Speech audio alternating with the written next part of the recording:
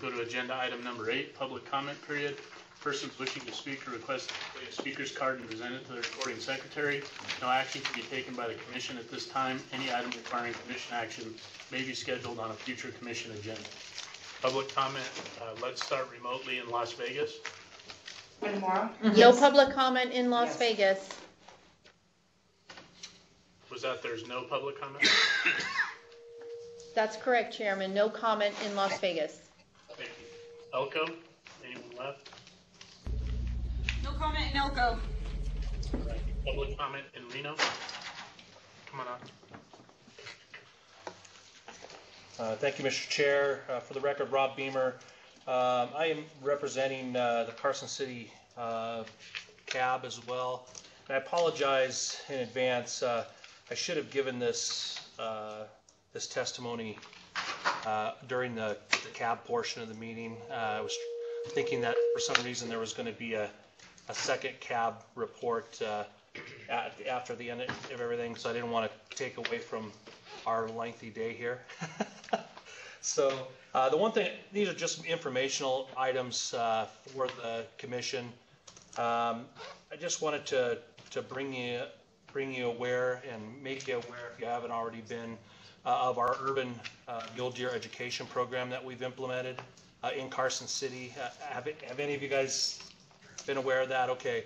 That's an ongoing effort, and we have without a doubt recognized urban mule deer is becoming an issue in Carson City from not only a safety standpoint to the wildlife, but to public safety as well. And so some of the things that we've done to address the growing urban deer population throughout Carson City is we've developed a special committee that has gone ahead and developed educational flyers. We've implemented some outreach to the community through cooperative efforts, through cooperative extension, through the cab board, who's kind of spearheading this special committee.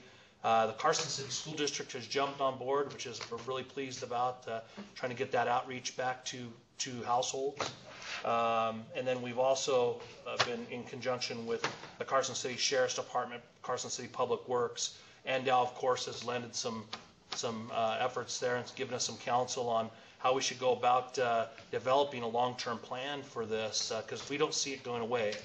And the community is coming forward now in groves to ask us, what is this city going to do about urban mule deer in Carson City? The sheriff will go on and say that the urban mule deer behave better than a lot of the citizens. They use crosswalks when they cross the road. And I don't know if any of you have seen the public service announcement that I hosted with Sheriff Furlong and our Board of Supervisors, Karen Abad from Carson City. But we kind of highlighted that, and really with an effort to try and get people to understand that you don't want us to feed mule deer or any other wildlife, right? And number two, don't let your kids go up and try and pet them. We actually had that at the Capitol. I was meeting with some of the governor's staff, and I about choked on my water because someone was like, "Go up and just pet them," you know, with 3 little kids, and here's a big mule deer, 4-point mule deer buck, fully rutting and wanting to grab the yarn that was on the antlers, if you guys ever saw that. So we are really diving into this outreach, and we're really excited to hear that NDOW has created a position to assist communities dealing with nuisance wildlife. Hopefully you all are aware of that, that we actually have a position now that's been hired. There's been someone hired for that, and we're hoping that that relates into us getting a little bit more support from Nevada Department of Wildlife with coming up with a long-term management plan for not just urban mule deer, kind of more for our dealings in Carson City, but for all communities, urban wildlife in general. And so we commend the department for, without a doubt, for coming up with that and implementing that. Shifting gears to our CAB meeting that we had, it was a good meeting. We had good turnout. Definitely, we recognize the need to be able to have more input at our CAB meetings, and by what we heard here today, that didn't seem wasn't too promising for me. And so, being a new CAB member there, that's going to be something that we have all talked about in Carson City, of trying to drum up some interest in having people from the community come and express their opinions and certainly give us counsel to bring back to all of you. And so you absolutely have our vote of support there. We're absolutely going to do everything we can to make sure that happens. We did have the pleasure of having NDOW's Brian Wakeling, did I pronounce that right, Brian? I'm sorry if I butchered that, attend our CAB meeting this week to discuss NDOW's guidelines for harvest management for Nevada, and the importance of sportsmen providing input for that, right? And not just sportsmen, but the public in general providing that. And I think it's that's something that we're going to put as far as on our annual plan this year, of trying to help the division or the department with that. So with that, I'll open up for any questions that any of you might have. And again, I apologize, I did present this at the CAB portion of the meeting, but I felt it was definitely worth mentioning to you all, and just knowing how much we appreciate the Department of Wildlife for having guys like Brian come to our meetings and educate all of us and all of you for your professionalism. We appreciate you. I appreciate that, and since we're in public comment, I won't allow any questions, but if anyone up here has questions, they can get you after the meeting. Thank you. Additional public comment?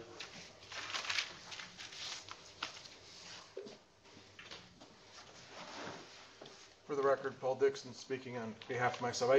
There was something brought up at the Clark County CAB meeting that I didn't know if Mike Reese had presented it at the last commission meeting in Vegas, but Shadow Ridge High School has over 50 kids signed up for the first ever sporting clay after school activity for school. It's a registered activity at the school. There are 10 other schools in the valley that are interested in seeing how this program evolves, and they, in fact, any other school in the valley can send their kids to this after-school activity at Shadow Ridge, and they can participate with Shadow Ridge, and if they get more than 5 kids, they can start their own team participating at Shadow Ridge. They don't have to do it for their own high school. And Mike Reese will be the instructor kicking that off. So like we have an archery program, we're now starting a sporting clay program, which I think is really cool. So just thought I'd bring that to the attention of people here, that we've got something kicked off with the shooting sports.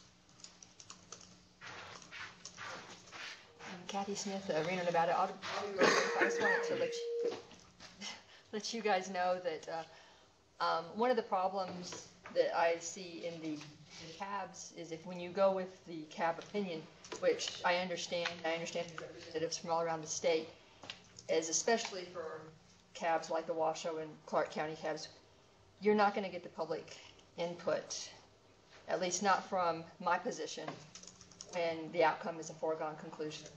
And similar to the makeup of the commission, the CABs are also are made up where there's a majority of sportsmen representatives, which you can almost guarantee the outcome of the votes. So until that changes, I don't know if you can really go with a nice, diverse public body being represented by the CABs. Maybe in the rural areas, but especially not in Washoe and Clark County. I think that's a realistic expectation. Thank you. Thank you. Next public comment.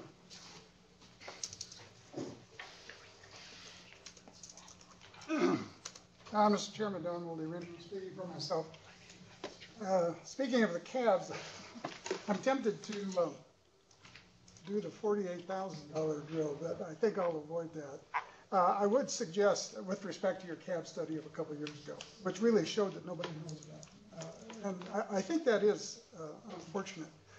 one of the things that might improve my interest in going to cabs is if the cabs offered at least a minority report, so that somebody mentioned, hey, there were some folks that had a different opinion from how we voted, and maybe we should mention what they said just for the record. That, in my experience, almost never happens. And from my point of view, it's a waste of time to go to the cab. I know what they're going to do. I know they're going to vote. I know anything I say will never get reported to you, and why should I waste my time? And so I don't. I'm glad Kathy is there, but I don't go. A couple of things. First of all, thank you for the second go-around on this petition thing.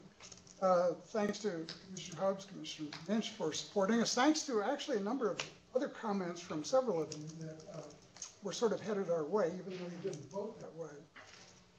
And in some ways, I kind of like the idea of a policy. I'm not opposed to that idea.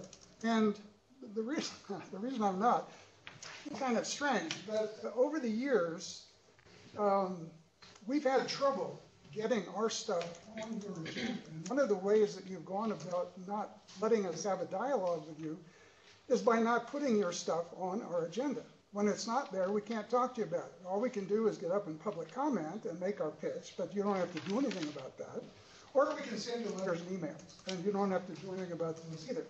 And with respect to the coyote killing contest, Karen Lane and I have mentioned this for probably a year or more before our first petition ever showed up. That was not the first time you guys had ever heard somebody ask about having a discussion of these killing contests, and you did nothing. Nothing went on the agenda. So from our point of view, we're forced to do this kind of thing in order to have a discussion where you actually say something to us. I don't particularly like doing business that way. I would much rather have some opportunities where we could sit down and discuss things of mutual concern without having to sue you or file a petition or do something like that. That's not my idea of how business should be conducted with a state agency. I would rather that we have some opportunity to sit here and talk about this. And so for that reason, I'm glad. Actually, I'm happy with the vote. I'm not unhappy with the vote. And let me say one other thing. Commissioner McGinch has a way of reading the future that very much coincides with how I see things. And I'm speaking from 40 years of experience coming to your meeting, before some of you guys even thought about it. And let me tell you, over the last 7 years, really since Trish Swain started Trail Safe and all the trapping stuff started, and then you poured a little fuel on the fire by the bear hunt decision, not you guys, but bear hunt. We're getting close to your time. So. Yeah, okay. So the public, let me tell you, is going the way Commissioner McGinch is talking about. I can tell you from Facebook, it's wild. And it's not going to slow down. It's going to get more interesting. And so let's see what we can do. I'm glad you sort of opened the door for us. We'll walk in, see what happens. And hopefully this is the start of something good rather than something not so good. Thank you. Okay. Next public comment, Reno.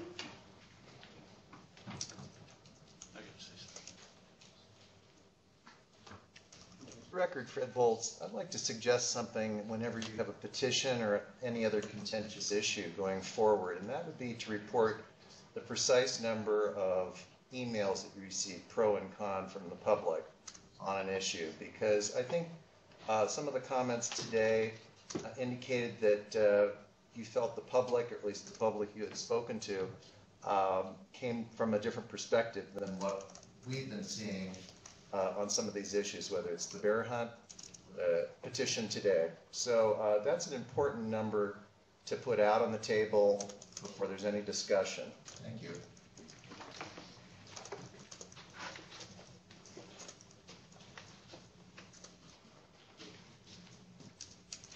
For the record, Corey Lytle speaking on, well, I'm speaking for myself on behalf of the cabs. Coming from one of the smaller counties, you know, the cab process, in my opinion, is a great process. It works. We don't always agree. You guys have heard this out of me before. We fight all the time about certain things. We discuss things. Things sometimes are volatile or contentious. They are what they are, but the process is sound, and we appreciate the process. My phone blew up. And it's been blowing up all afternoon because of what was on the agenda today. Just because 12 guys couldn't make a 900-mile round trip from Pioche to come up here and listen to this today doesn't mean they're not concerned. So I just want to throw that out there, just maybe on behalf of the cabs, that for a lot of these guys, this is our voice to this commission and to the department. And the meetings we have, there's only a small percentage of what goes on at the meetings that's actually being discussed on a public viewpoint or a public forum, so to speak. In this day and age, the emails, all the social media and stuff, there are tons of these topics that are discussed amongst the sportsmen, the community, the business owners, the private landowners, the ranchers, and that don't necessarily end up on meeting minutes. But trust me, things are recognized. They're recognized a lot more than what's stated in a survey that was conducted to you. Anyway, I just want to say the CAB process is sound. Additional public comment?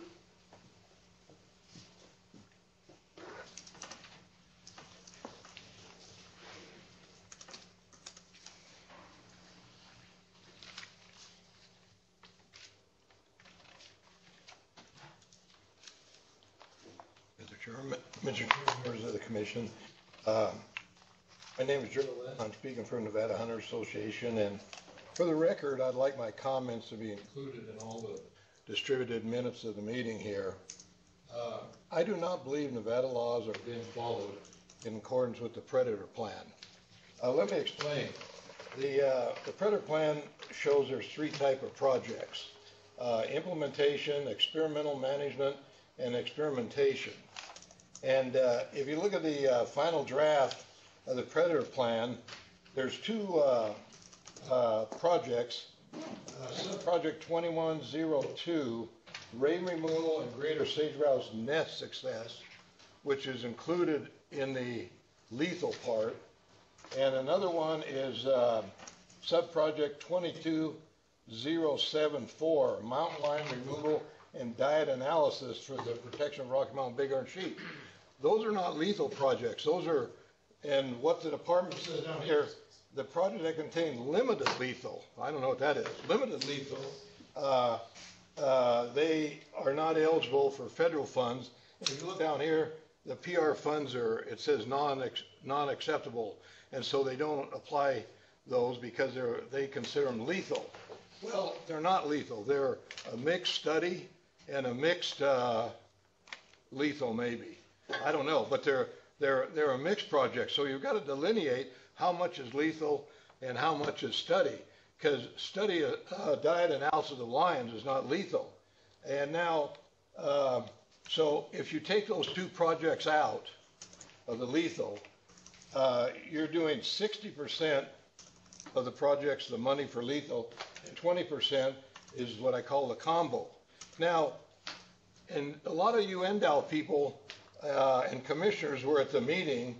We had a big meeting and down at the legislature, and the law doesn't say limited lethal, and the law doesn't say studies. It says 80% is to kill predators of the money collected for the current year. So we got 556,000 times 80% is 445,000 to be lethal control, and that's not, you're not spending that money here. And Chairman Drew at the June meeting in Eureka did go over the bills affecting wildlife, and he talked about AB 78. Signed version requires 80% of $3 predator fee to be lethal control. And so he acknowledged the bill here. And if you remember the meeting we had with the center down there, the department, and there were some commissioners there, pleaded with the senator when they were going to take this out of the Department of Wildlife. They pleaded to keep it in the program, keep the program into NDOW. And NDOW promised they will implement it. That's exactly came out of the meeting. So they kept it in the Department of Wildlife because the Department of Wildlife said they would do the 80%. And it says, shall not, and I'm not going to go into the law, AB 78, it's a law, but it says you're not to approve any projects that don't provide for the expenditure of less than 80%. It's a law. And Commissioner Johnson so astutely in the May 2015 meeting said the ending balance was 480,000. And we have a plan with 550,000, and so we've got about $1 million in there, and the carryover of 456,000, no one knows where it's at. So we got almost $1 million in there, and we're not spending that. If you look at what's being expended right now, I don't know where the money is, the rest of the money. So what I'm saying, I'm just here to say, you got to read the law, and it says you must spend 80% on lethal control. It's real simple, because you know how much money we got, and it became effective May the 27th, 2015. And regardless of when your current predator plan was started, for example, if the speed limit from Tonopah to Las Vegas was 70 miles an hour, and the law was passed effective May 27th, you'd have to change the speed limit on May 27th down to 55 miles an hour, because that's when the law took effect. So the law took effect 80%, and I don't care if the predator plan was approved a year ago, it's got to do the 80%, and it's not being done now. And I just think you commissioners should look at where the dollars are and make sure there's 80% for lethal, not limited lethal, because what can happen, you can take a predator plan for $100,000 and have 1% of it for lethal and 99% to study and call it mixed lethal, and then put it in and call it lethal, because that's what they did. And so they're saying 30 seconds. there's 86% lethal, and it's only 60% lethal if you take those out. So I don't think it's following the law. I think the commissioner should really take a good look at the percentages of these plans. Thank you. Next public comment, Reno. All right, seeing none, last call in Vegas, No comment in Las Vegas. and last Thank call in you. Elko. Thank you, Las Vegas. No comment in Elko. All right. With that, we will stand in recess until tomorrow at 8:30 a.m.